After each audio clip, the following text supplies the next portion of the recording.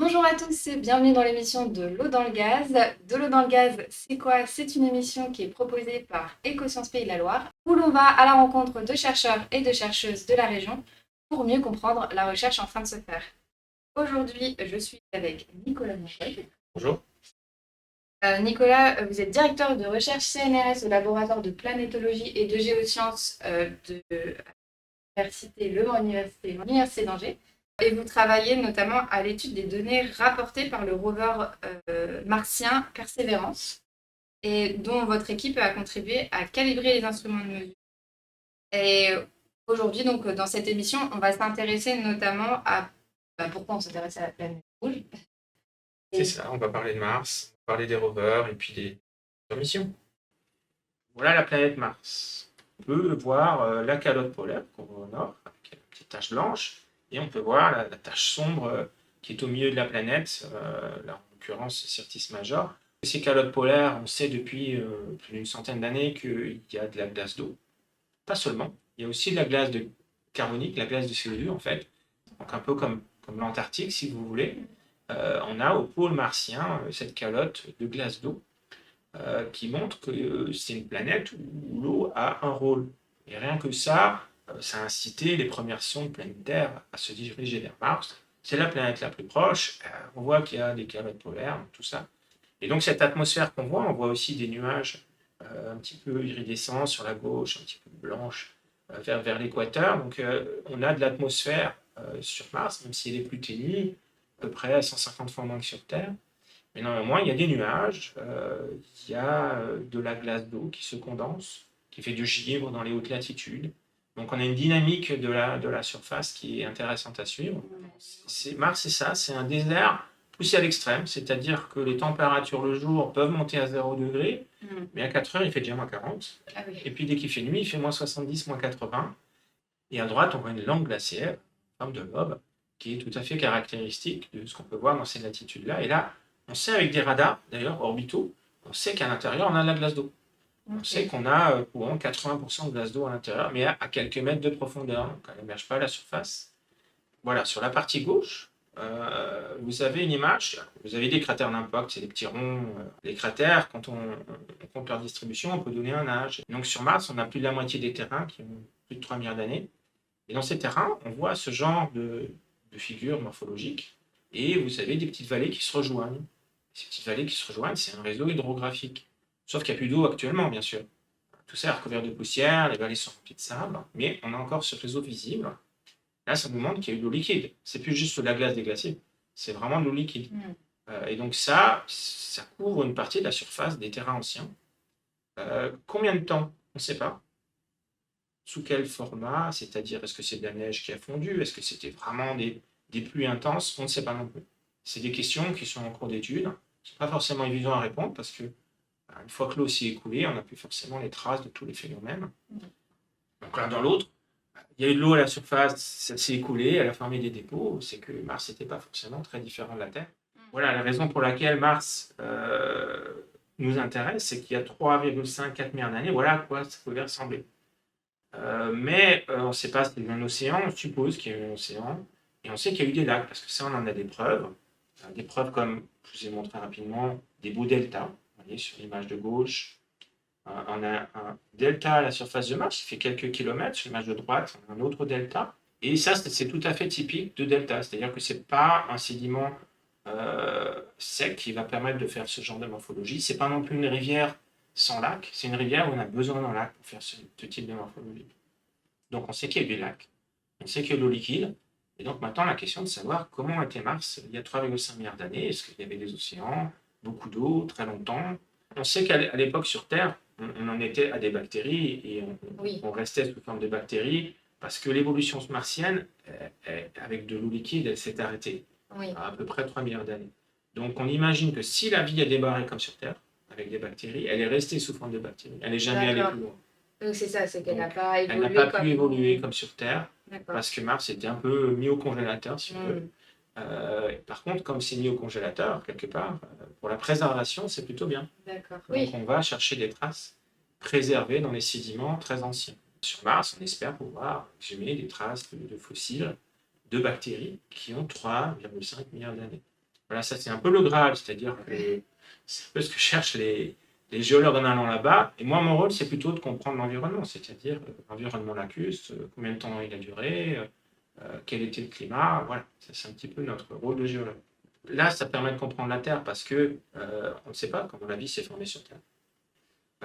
Et éventuellement même sur Mars, c'est d'aller à des stades où la vie ne s'est pas forcément développée, mais où on trouve des traces de matière organique tellement primitives que ce n'était pas encore des bactéries, si vous voulez, les premières briques du vivant. Donc quelque part, Mars est resté figé et nous donne des indications sur l'environnement tel qu'il était là-bas il y a 3,5 milliards d'années. Est-ce que potentiellement, à un certain moment, on pourra peut-être envoyer des gens là-bas? Mars, c'est complexe comme environnement. C'est un environnement qui est plus radiatif. C'est un environnement qui est assez difficile pour les hommes de manière générale. Hein. Donc déjà, si vous faites un aller-retour sur Mars, vous prenez autant de radiation que de passer plusieurs années sur l'ISS. Donc parce que Mars est dans un environnement qui est moins protégé que la Terre. L'univers crée cet environnement radiatif lui-même. C'est juste qu'on en est protégé, nous, sur Terre, grâce au champ magnétique, qui nous protège énormément des rayons cosmiques et du vent solaire. Parler de cet instrument qui s'appelle MOXIE. Vous voyez en bas, c'est un instrument qui a été fait pour essayer de fournir aux astronautes de l'oxygène. Parce qu'évidemment, l'atmosphère, c'est du gaz carbonique, on ne peut pas respirer là-bas. Il faut de l'oxygène et on peut en ramener sur Terre, mais on ne peut pas non plus en ramener des quantités astronomiques. Donc le mieux, c'est d'en produire là-bas. Et cet instrument MOXIE a fourni de l'oxygène. Alors évidemment, il n'y avait personne pour respirer. C'était le rover qui était là-bas.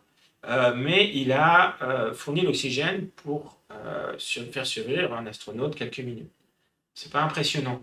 Et MOXIE, quand il travaille pendant 3 heures, prend à peu près la moitié de l'énergie du rover pendant ces 3 heures-là. D'accord. Vous imaginez l'énergie qu'il faut pour créer de l'atmosphère, pour créer de l'oxygène, pardon, pour respirer pendant quelques minutes. Voilà. C'est combien d'années d'ingénierie, de préparation, etc., pour créer quelque chose, un rover comme ça? Les rovers, en général, c'est entre 5 et 10 ans.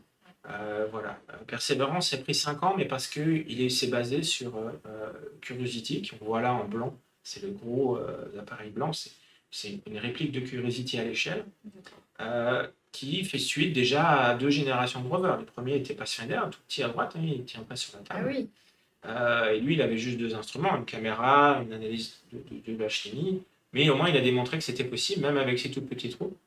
Ensuite, on a eu les MER, c'est Mars Exploration Rover, qui s'appelait Opportunity et Spirit. Ils sont arrivés en 2004. L'Opportunity a duré 14 ans, il a fait 40 km, donc très bien fonctionné. Vous voyez qu'ils ont encore des petits trous, ils ont des panneaux solaires, et ils sont limités à 6 kg. Vous voyez, les rovers, en fait, c'est comme des petites voitures, et avec des passagers. Les instruments, c'est les passagers, ils font quelques kilos. Le rover, il fait 200 kg pour Opportunity. Pour Curiosity, qui est à gauche, il fait 900 kg, et les instruments font 70, un petit peu comme des passagers dans une voiture. Alors vous voyez qu'aussi la source d'énergie elle a changé entre Opportunity et Curiosity, c'est-à-dire qu'on a des panneaux solaires sur les images de droite, puis ensuite Curiosity a besoin de beaucoup plus d'énergie. On n'a pas mis des panneaux solaires parce qu'ils auraient été beaucoup trop grands pour le rover.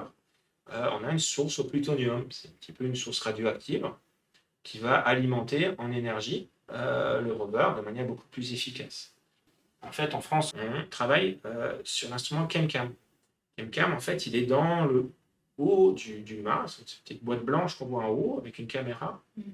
Et c'est aussi un laser. Et ce laser permet de tirer sur les roches. C'est-à-dire que le principe, en 2004, quand il y a eu la sélection des instruments, c'était de proposer à la NASA, donc ça c'est nos collègues de Toulouse qui ont fait ça, proposer à la NASA, écoutez, nous on peut vous analyser les roches sans que le rover bouge. Forcément, la NASA ça m'intéressait parce que ça fait économiser énormément de temps qu'un rover puisse analyser sans bouger. On le fait avec les caméras visibles, mais avoir la chimie de la roche en détail, ça c'était nouveau et bluffant.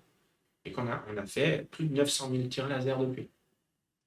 Donc on tire pas qu'une fois, on tire plusieurs fois sur la roche pour avoir une bonne composition. Et là, ça nous donne une composition, tout le long du trajet du rover, en fait, on peut reconstituer toute la composition chimique de la roche. Donc ça, pour nous, géologues, c'est l'idéal. On a les images, et on a la chimie, donc on peut savoir ce que c'est. On a une base de données qui commence à devenir substantielle de tous les terrains martiens qui ont été traversés par Curiosity, et puis maintenant aussi par Persévérance dans ce nouveau site d'atterrissage de G0. En plein milieu, Supercam, c'est l'instrument franco-américain qui est à l'image de ChemCam, c'est-à-dire qu'il est en haut du mât, une petite boîte blanche, et qui a une caméra, là aussi, qui est couplée avec un laser et aussi d'autres spectromètres qui font la minéralogie. La caméra est encore de meilleure qualité que ce qu'il y a eu avec ChemCam, elle est une caméra couleur.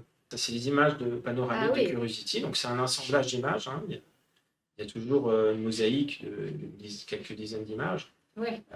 Vous voyez, pour le géologue, il y a plusieurs sources d'intérêt. On parlait tout à l'heure de comparer à la Terre. Là, vous mettez 3 palmiers au premier plan, vous pensez au Maroc, il n'y a pas de problème. C'est vrai. C'est vrai, ouais. Alors, j'avoue, l'image a été un petit peu améliorée pour pouvoir contraster des roches, ce qui fait que le ciel apparaît un peu bleu. Ce qui n'est pas Donc, du tout. Ce n'est pas le cas en général, on est plutôt dans un ciel laiteux, un peu orange. Vous voyez, les roches au premier plan, en fait, sont des roches sédimentées par des rivières. Vous avez ce paysage noir qui est sur le trajet, ça, c'est les dunes de sable qui se trouvent sur le trajet. On a fait le tour de ces dunes, et maintenant, de l'autre côté de ces dunes sombres, on a commencé à grimper les collines qu'on voit au loin. Là, on est à 25 km d'où est le rover actuellement. Il y a combien de temps qui s'est écoulé entre cette image et... Alors là, il y a plusieurs années, puisque ça s'était pris il y a maintenant près de 10 ans. Ah oui. Voilà, donc il a quand même fallu du temps. De manière générale, le rover ne va pas vite. Et quand on a des terrains comme ce qu'il y a devant, on est obligé de faire le tour. Même si il faut 3 heures pour faire 300 mètres, 100 mètres à l'heure, on peut dire c'est un peu comme une tortue. Mais au moins, ça évite d'avoir des accidents. Et du coup, en termes de perspective, là, on en a un peu parlé. Est-ce qu'il y a d'autres projets pour l'exploration martienne? Persévérance ne reviendra pas avec ses échantillons, ce n'est pas l'objectif. Lui, il les collecte. Mais il y a une mission qui est en train de se monter qui s'appelle le roteur d'échantillons sur Mars. Et elle est en plusieurs segments, c'est-à-dire que Persévérance collecte, mais il devra apporter cet échantillon à une mission qui va atterrir. Et cette mission qui atterrit, cette plateforme va avoir une fusée qui va devoir repartir avec l'échantillon. Donc il va falloir ramener l'échantillon à cette fusée. Il faut que la fusée parte correctement et ensuite qu'elle arrive en orbite autour de Mars. Et en orbite autour de Mars, c'est un orbiteur qui va capturer les échantillons pour les ramener ensuite vers la Terre. Donc ça, c'est complexe, ça n'a jamais été fait.